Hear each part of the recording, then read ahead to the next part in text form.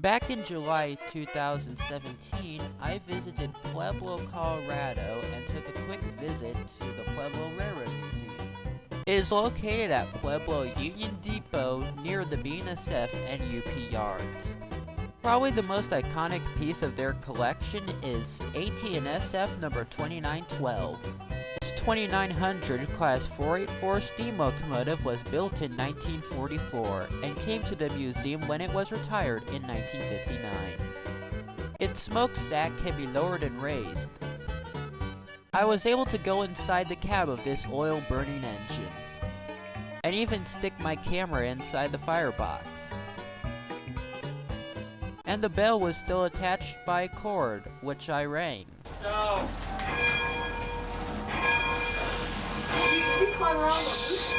Hey. You can barely see the front of the BNSF diesel. I managed to get more footage of it later. Someone from the Clovis, New Mexico shops wrote their name on this in 1945. There are two drawbars between the engine and tender.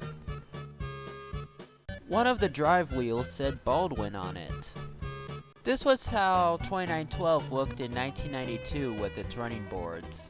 This next shot right here is one of my favorites, a modern diesel passing an old steam engine.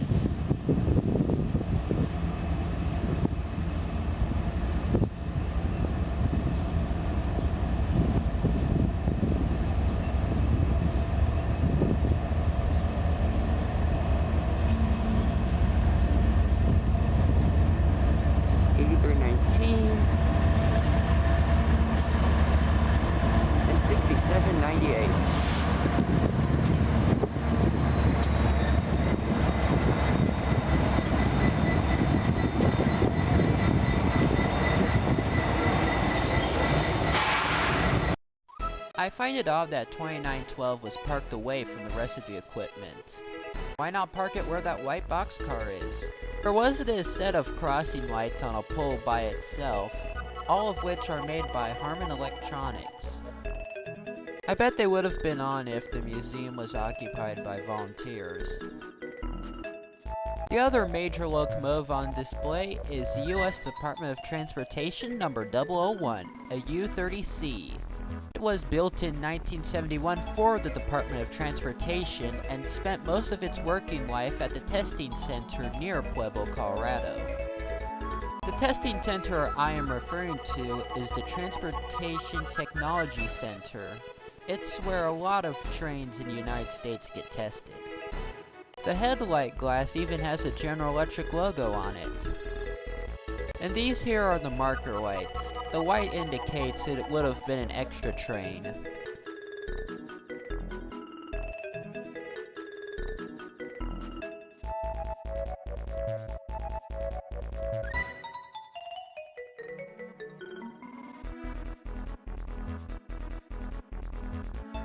This steel caboose, originally built for the Colorado and Western Railroad, was originally used as a locomotive simulator training car. I don't know what the simulator itself looked like because it dated back to 1990, or even earlier. Here's a Burlington Northern Western Fruit Express reefer.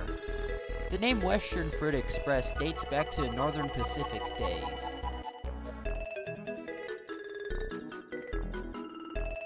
This Great Northern Class BE Express boxcar was built in 1952.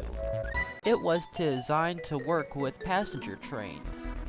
Now this is a really interesting reefer. It's a Santa Fe reefer that was built in 1923 and served well into 2007 for BNSF as a buffer car and maintenance of way.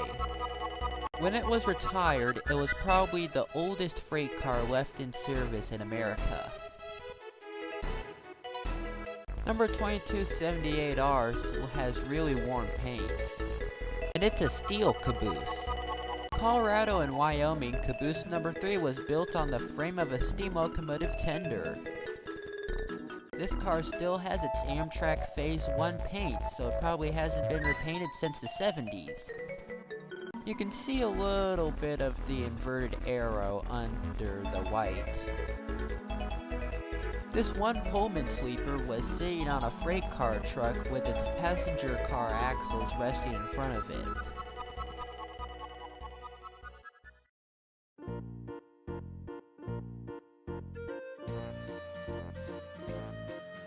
This museum has quite a few streamlined passenger cars. This one was last air brake tested in 1999, and this car last moved in 2015. On most of the cars at the museum, I could barely read their numbers. This is the former New Haven Peterson Canyon business car.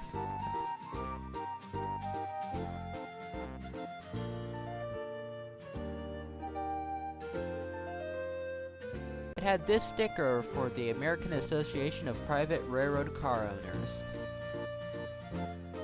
In the nearby yard was this long line of stored UP SD9043 Max.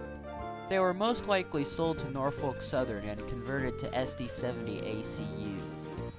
There was also these two BNSF SD40-2 switching, and I believe they're moving former Amtrak Express cars. This is Via Rail Canada business car number 1099, the Bedford. It was built by Pullman Standard for the Canadian National Railroad in 1954. This car might have also been used as a buffet observation car during its career on regular passenger trains. It was probably last used by Via Rail Canada in 1982. The knuckle is missing from its knuckle coupler. Away from the museum tracks is MKC number 84, a GE 44 tonner. Here the workshops are the two Cabooses and two Colorado and Wyoming Railroad GP7s used for short excursions. They have a Rio Grande Caboose and a Missouri Pacific Caboose. Also near the shed are some narrow gauge diesels and experimental rail cars. The Garrett linear induction motor vehicle can be seen. Since they were so far from the rest of the museum, I didn't bother driving over there. Here's another unidentified Via Rail Canada passenger car. The little strip sign above the windows is something that I've never seen before on a Via Rail Canada car.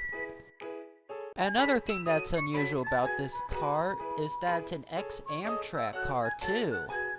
I looked into it a bit, and it seems like this car is a former Penn Central car, and it's number 180. This is Burlington Northern Maintenance of Way dining car number 951868. It was built in 1956, and it was converted at the St. Cloud, Minnesota shops in 1985.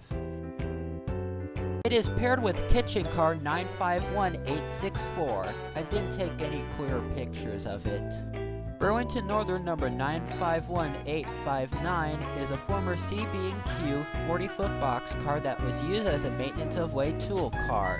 It was converted in 1984. This car here is ASFX number 1965, an instructional car for the American Steel Federation. It started life as a combination car and was later turned into a diner car, and it worked on the Chicago and East Illinois.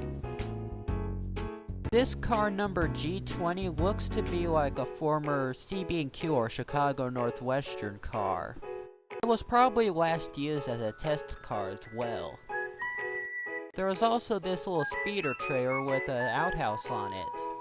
And last but not least is this flat car, which was overhauled in 1979 and 1981.